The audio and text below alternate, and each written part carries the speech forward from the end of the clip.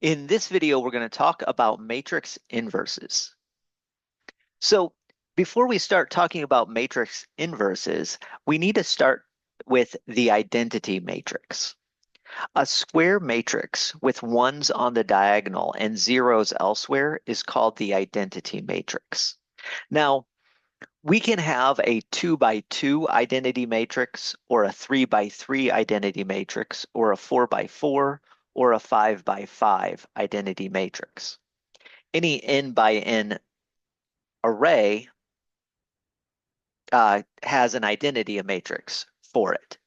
So ones are on the main diagonal going upper left to lower right, and then zeros elsewhere. Now, the interesting thing about the identity matrix is what happens when it multiplies times another matrix. Let's take a look at these two. I'll take the identity matrix multiplied times a 2 by 2 matrix. So our identity matrix is also 2 by 2. And I'll multiply that on the right and on the left.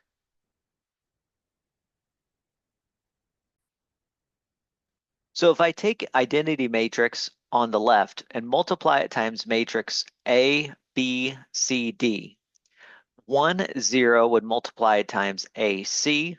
That would give me 1 times A plus 0, C, which is just an A. Then I'd take 1, 0 and multiply by B, D. I would get B plus 0, D, which is just B. 0, 1 times AC would be C, and 0, 1 times BD would be D. A similar thing happens when I multiply the matrix A, B, C, D on the left of the identity matrix. AB times 1 would give me A.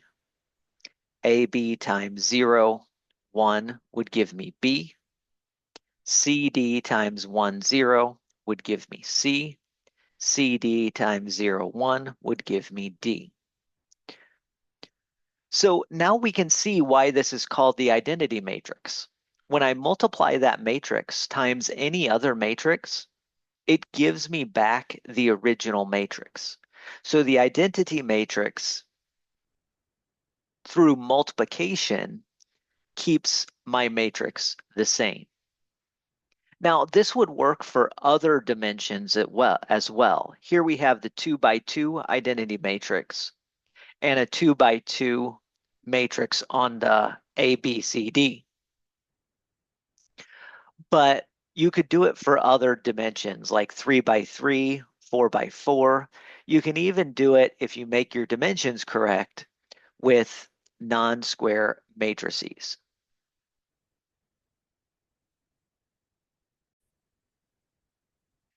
So the identity matrix has this property that if you take the identity matrix times A, it gives me back matrix A.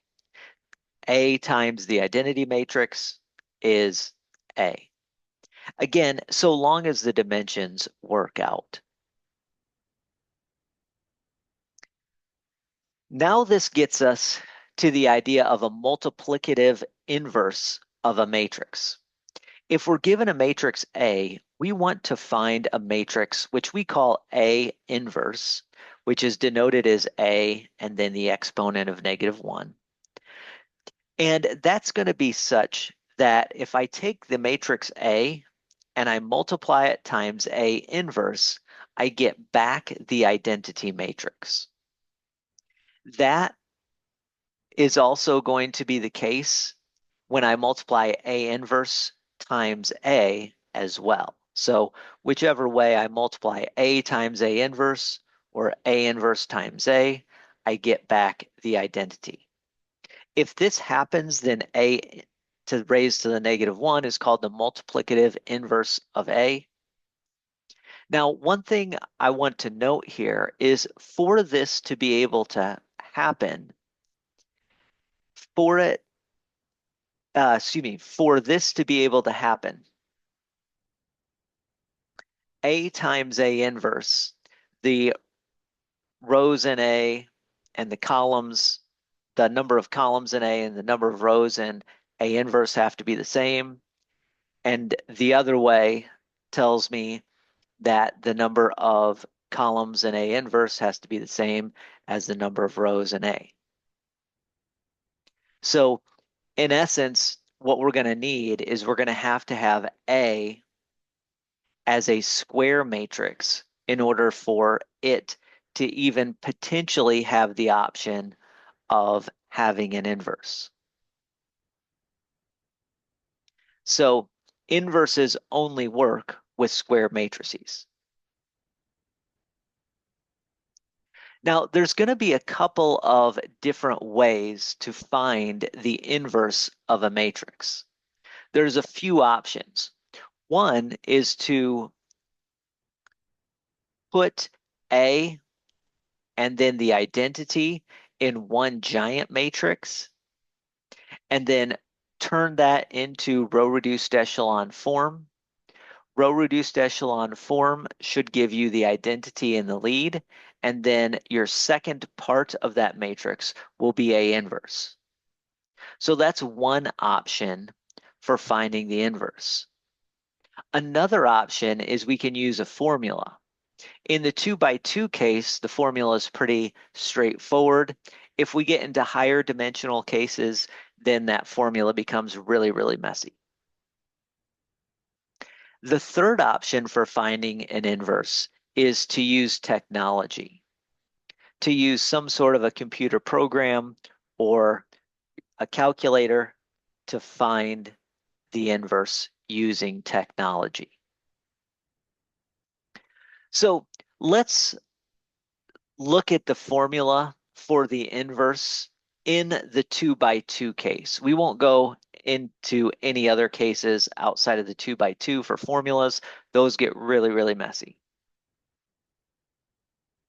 So if I have a 2x2 matrix whose first row is A, B, and whose second row is C, D, then the inverse of that matrix is going to be 1 over A times D minus B times C, all multiplied times the matrix D, negative B in the first row, negative C, A in the second row. Notice what happens. A and D have been swapped, and B and C have been negated. So we swap A and D, and we negate B and C. And then we have to multiply times this weird coefficient out front, and that will ensure we get ones. So let's do that. Let's use that formula to find the inverse for this 2x2 matrix.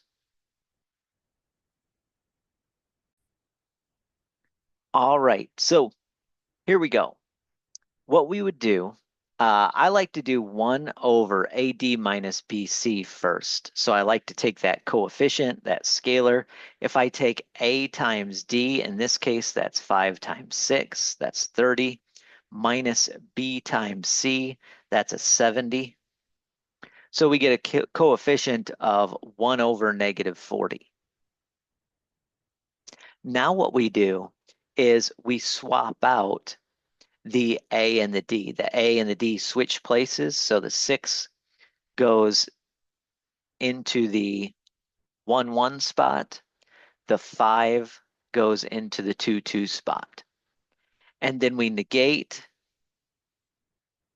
the 10 and negate the 7. So that's the inverse. Inverse in this case is 1 over negative 40. In fact, let me just write negative 1/40th times this 2x2 matrix. And if we wanted to, what we would do is we would multiply in the negative 1 over 40, so negative 6 over 40, negative 10 times negative 1 over 40 is 10 over 40. 5 negative 1 over 40 multiplies times that, and then we get negative 7 times negative 1 over 40. That gives me 7/40. You can simplify these fractions if you'd like, or at least most of them. The 6 over 40 would simplify to 3 over 20. 10 over 40 would simplify to 1/4. 7 over 40 does not simplify, but 5 over 40 simplifies to 1/8. So negative 5 over 40 would simplify to negative 1/8. So that's the inverse for this given matrix. Now, this is the formulaic approach to doing this. You can also find the inverse using another technique, using the row reduced echelon form technique. So let's actually go over that. So we want to find the inverse of 5, 10, 7, 6. So I put that as the lead four terms, the 1, 1, the 1, 2, the 2, 1, and the 2, 2 spots in a matrix. And then in the 3, 1, or excuse me, 1, 3 spot, I'll put 1. In the 1, 4 spot, I'll put a 0. Then I'll put a 0 and a 1. So I put my matrix in and then follow it by the identity matrix. And then I hit row reduced echelon form of that matrix. Now, I'm not going to go over the whole process by hand, but it turns out what you end up with is in the first half of the matrix, in the left half, it looks like the identity now. And in the second half, it would give you negative 0.15, 0.25, 0.175, and then negative 0.125. And if you converted those numerical values into fractions, you'd get negative 3 over 20, positive 1/4, 7 over 40, and negative 1/8 as those. So you can see from this that the inverse is actually equal to that matrix. So that's another option that we have.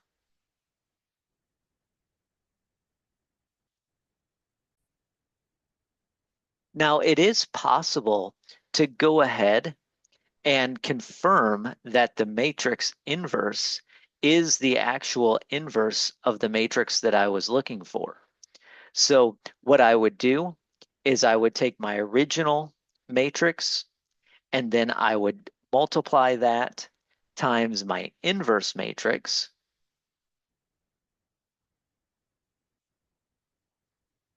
And see what I get out.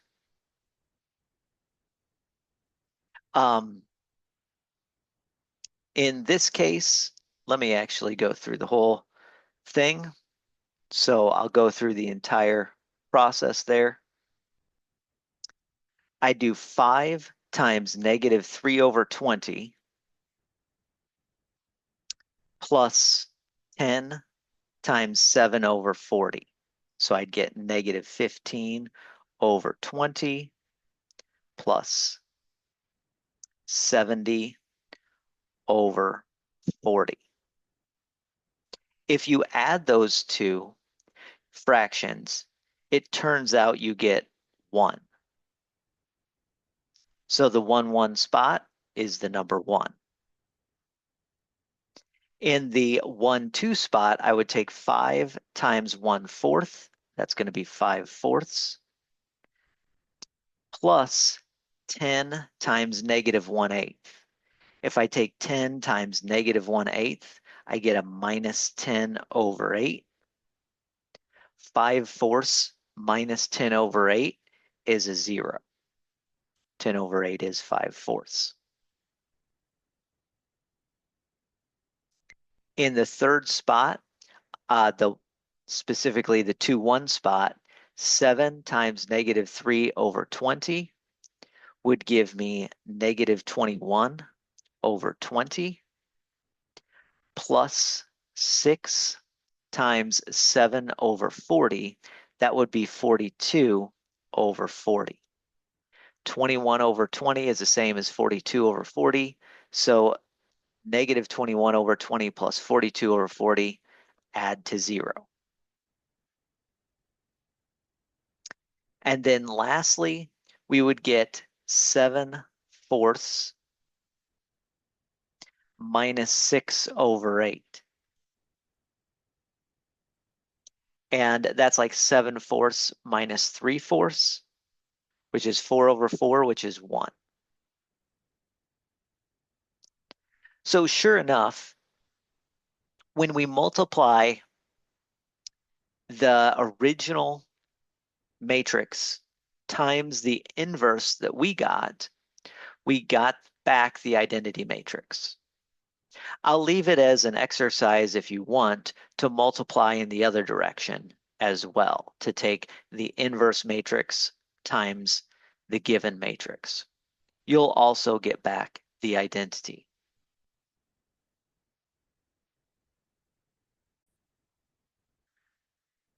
Now notice that the formula and doing RREF on the matrix with the identity gave me the same thing.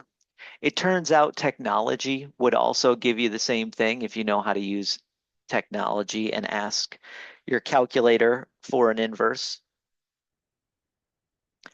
So all of these give the same answer. Therefore, you can use any option you want. A lot of times in the 2x2 case, I will use the formula. But then if I get into bigger matrices, usually I will rely on technology. So that's all 3 options. You can use any of these 3. Again, once I get to bigger cases, I'll probably start using more and more technology. Let's do another example. Let's find the inverse for this matrix. We'll call this matrix A and find the inverse for it. Go ahead and push pause on the video and try to do this on your own. In a couple of seconds, I'll show you how it's done.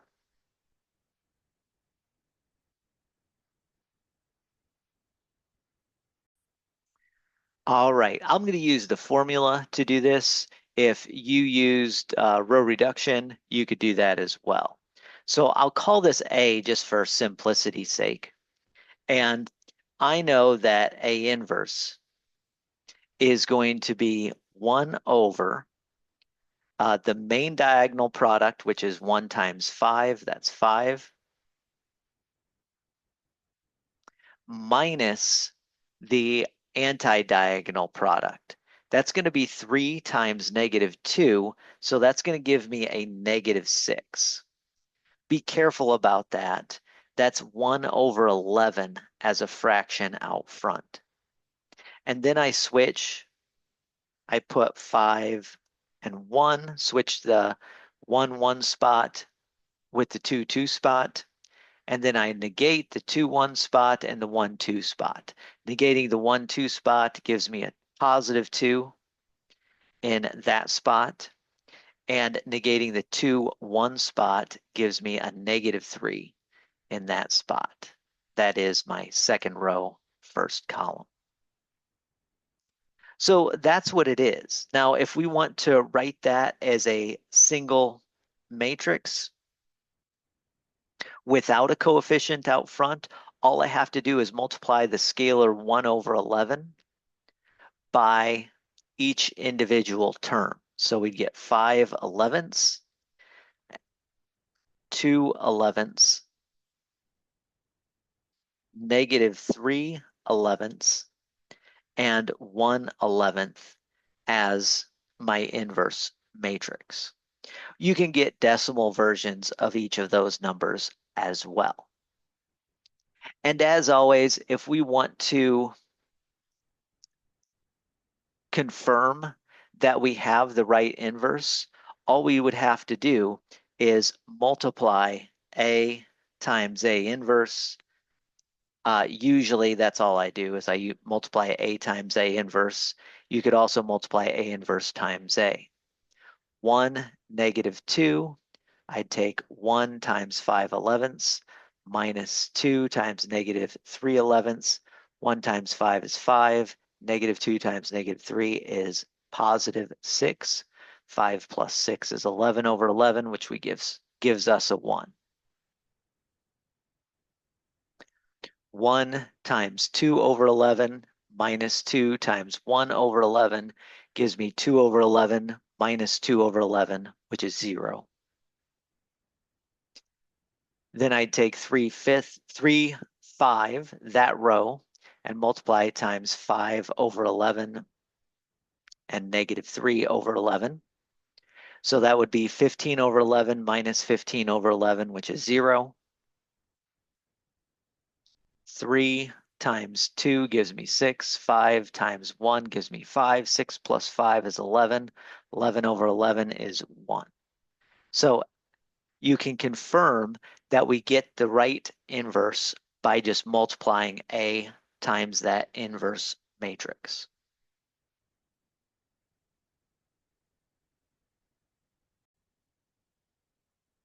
Let's do one more example. Let's find the inverse of this 2 by 2 matrix. We have 1, -2 as the first row, -4, 8 as the second row. Go ahead and push pause on the video and try this on your own if you'd like.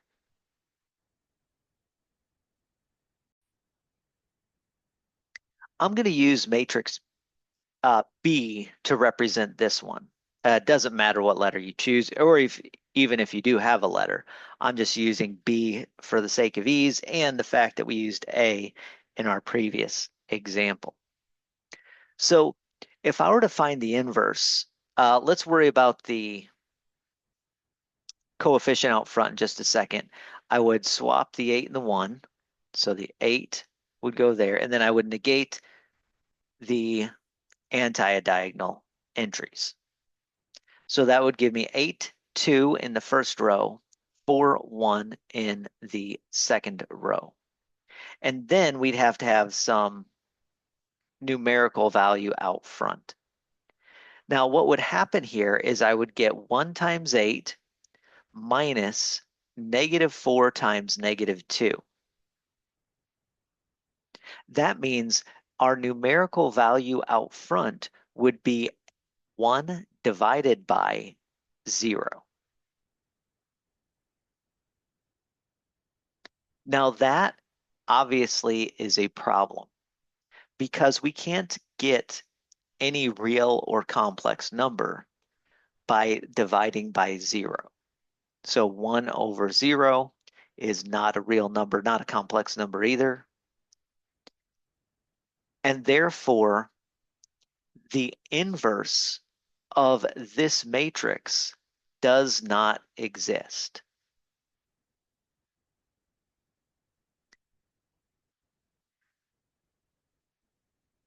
Most matrices that we'll deal with in this class will have an inverse, and they have an inverse because that numerical value out front usually turns into a real number, like 11, as in the last example. But if we have 1 divided by 0, in other words, if A times D minus B times C becomes 0, then the inverse matrix would not exist.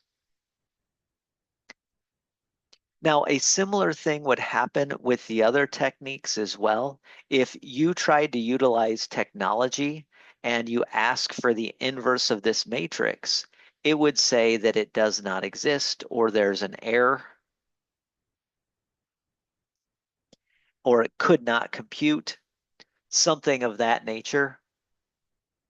And so you'd say that the inverse does not exist using technology. And if you tried to use the row reduced echelon form trick, what would happen is you would not get the identity up front. In fact, let me show you that. If you did the row reduced echelon form of matrix B with matrix I meshed into one big matrix, then when you did that, normally we would want to get out the identity in front, but my row reduced echelon form would not give me the identity matrix out front. And that's how we know that this matrix does not have an inverse. So if I did the row reduced echelon form version, then I wouldn't get the identity out here.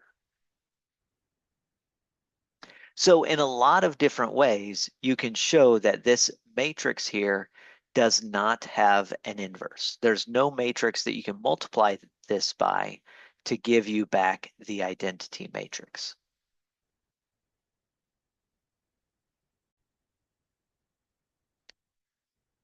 That type of matrix is called a singular matrix.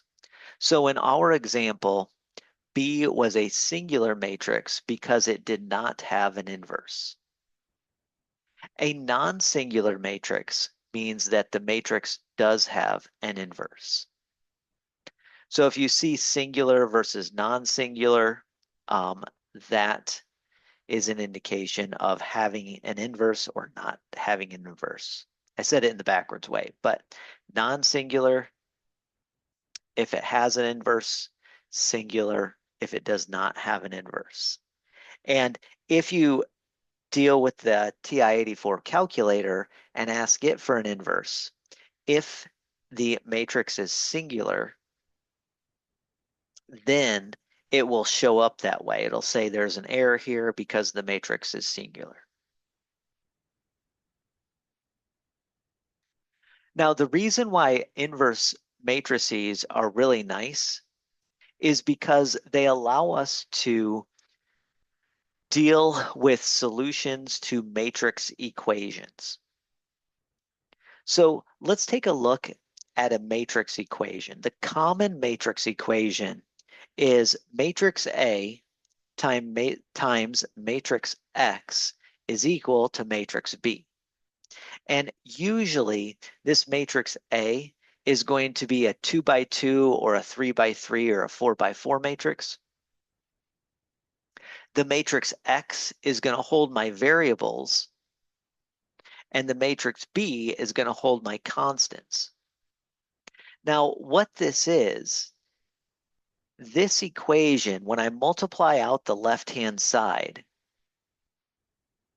gives me the same thing as a as a system of linear equations. So when I multiply this thing out, I end up with a system of linear equations in variables x and y.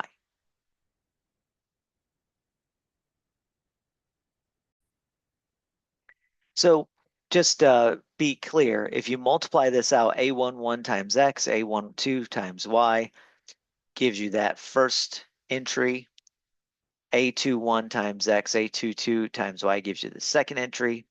Since if matrices are equal, all of their entries have to be equal, then we can set this entry equal to B1 and this entry equal to B2, and now we have a system of linear equations. And we can go back and forth between the system of linear equations and the matrix equation very easily.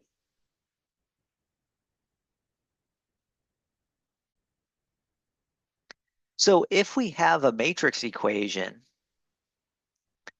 then what we can do is we can solve for the variable matrix that is solved for the matrix xy.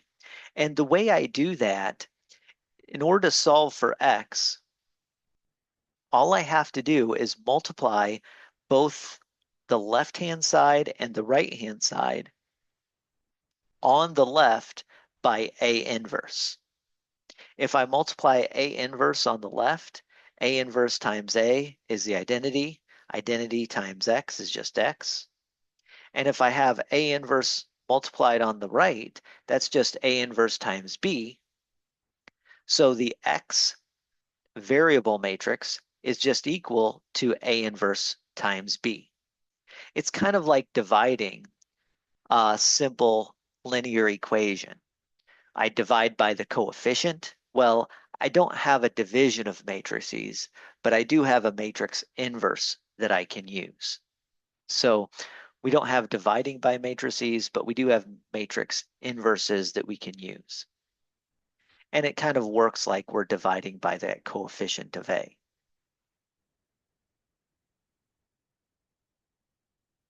So let's go ahead and solve this matrix equation using the inverse. I'm going to do this fairly quickly. I'm not going to go through all of the steps of finding the inverse of the matrix. I'll just tell you what it is. But I'll show you how it's all done.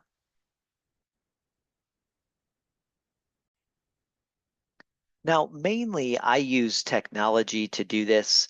I'll plug in this matrix into my calculator and have it give me the inverse. When I did that, it came out as 1/14 as the 1/1 entry of the inverse, 2/7 as the 1/2 entry, and then -3/14 as the 2/1 entry, and a +1/7 as the 2/2 entry. In order to solve my matrix equation, I'll just take this equation and I'll multiply both sides on the left by A inverse. If I do that, I'll just write it like this. A inverse times A is going to give me the identity. The identity times anything is itself, so the identity times x1, x2 is just x2. And then I would have multiplied by A inverse on the left as well. So I take this matrix and I multiply that times the matrix 2, 10. Now, when you do that, you're going to get some nice numbers. 1/14 times 2 is 2/14, and then 2/7 times 10 is going to be 20/7. Combine those up, and it turns out you get a 3. So this means, let me rewrite this, that when I multiply that out, I get a 3 in the first entry. And then when I take -3/14 times 2 plus 1/7 times 10, I end up getting a 1. You can check that out if you'd like. Do that by hand if you'd like. But A inverse times this matrix, a lot of times this matrix is called B, A inverse times B is equal to 3, 1. And that solves the matrix equation. This tells me that my variable x1 has to be the number 3 and that my variable x2 has to be the number 1.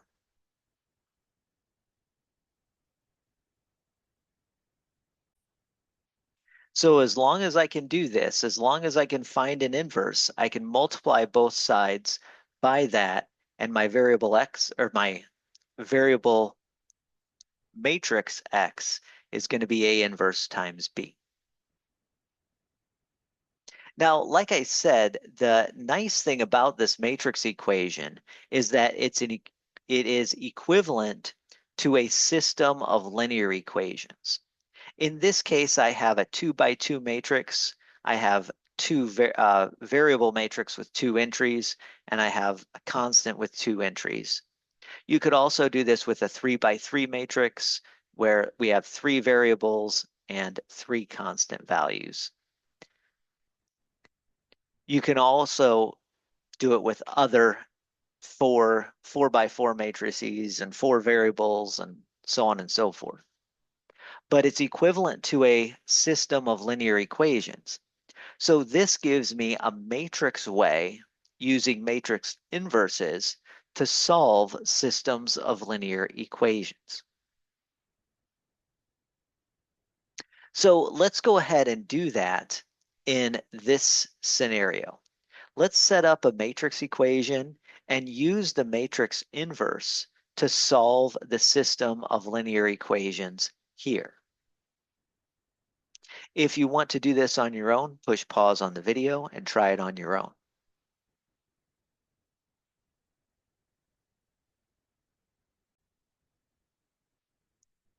All right, let's go ahead and do this. So the first thing is the setup for the matrix equation is going to be my first matrix A is going to have first row of 5, 10, second row of 7, 6. My variable matrix is going to have X and Y as my two variables. Now, by the way, it's important that I put the X on top and the Y on bottom because my lead terms here, we had 5X, and the 5 has to be matching with the X. The 7X, 7 has to match with the X. And then the constant terms of 25 and 3 are put into my matrix, which we usually call B. So obviously my lead matrix is 5, 10, 7, 6. We actually already found the inverse of that matrix earlier, so should be a pretty straightforward process. If you forgot how to do that, then just utilize one of the rules or utilize technology. So we get the first row of -3 over 20 and 1/4. The second row is 7 over 40 and -1/8.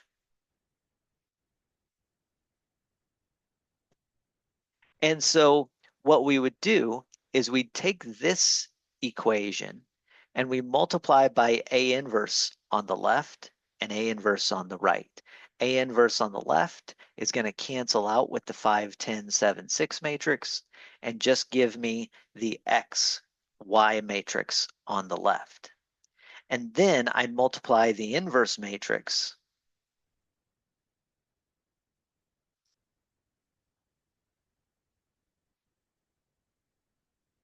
times the B matrix, which is 25, 3. If I do that multiplication, you can do it either by hand or use technology. You end up getting -3, 4 as the 2 by 1 matrix, which is equal to your variable matrix. This means that we have a solution of X is equal to -3 and Y is equal to 4. Or if I write it as an ordered pair, the solution is -3, 4. You can check that solution by plugging it back in either into the matrix equation and taking A times this matrix, or you can plug it back into your original system of linear equations and see that both linear equations give you a true statement. I sometimes, if I'm using technology, I like to plug it into here, put in the -3 for the X and the 4 for a Y, and just use technology to multiply those two matrices.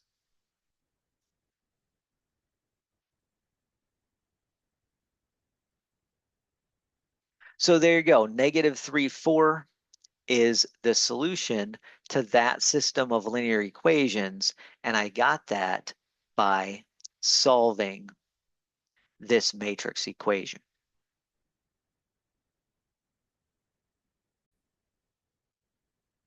Let's do one more example. Here we have example 6. We're going to set up a matrix equation and use that matrix inverse to solve the system of linear equations that we have here. You can see the two linear equations with two variables, x1 and x2. So go ahead and set up the matrix equation, solve that matrix equation, push pause on the video. In a couple of seconds, I'll show you how that's done.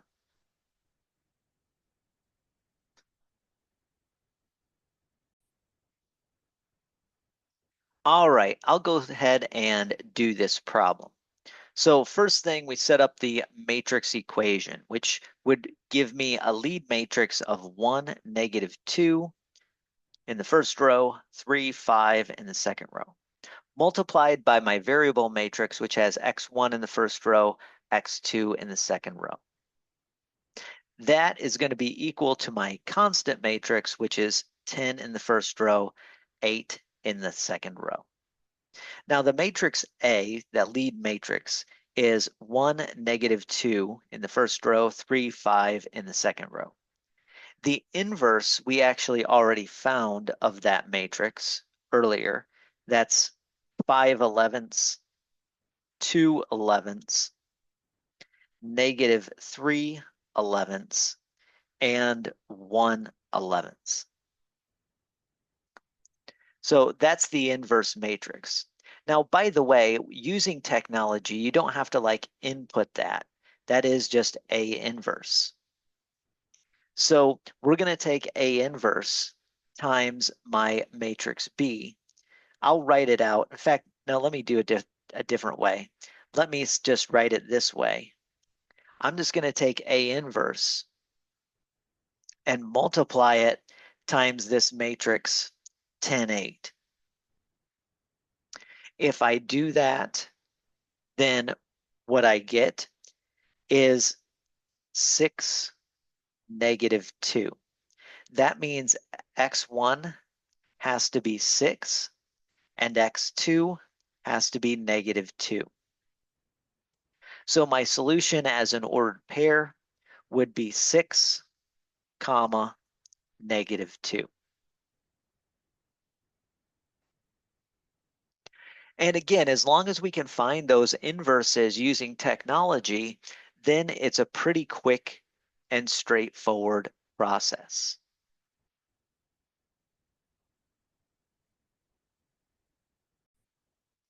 Now, I want to point out the two matrix equations that we solved, one of them had the same matrix as in example 1, and we had already found the inverse of that. The other had the same matrix as existed in example 2, and we already found the inverse of that. If it happened to be the case that we end up with our matrix A being a matrix like this, which does not have an inverse, then we'd have to use another method. Now, there is something we can say though. Because this matrix doesn't have an inverse, we're not going to get a unique solution. We're either going to get a no solution case or an infinitely many solution case if I had this as the matrix A. So if my matrix A is singular, then all bets are off. We don't necessarily have a unique solution. We're either going to have no solution or infinitely many solutions.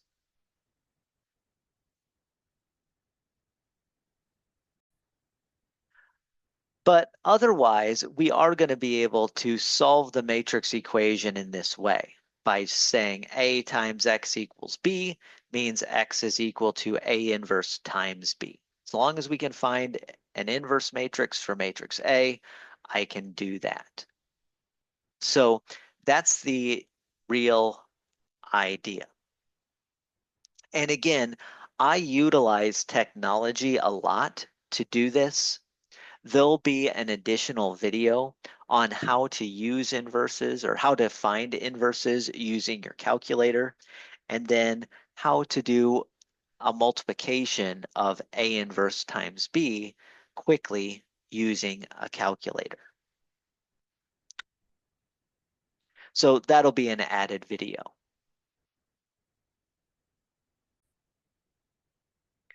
So that's it for this section on matrix inverses.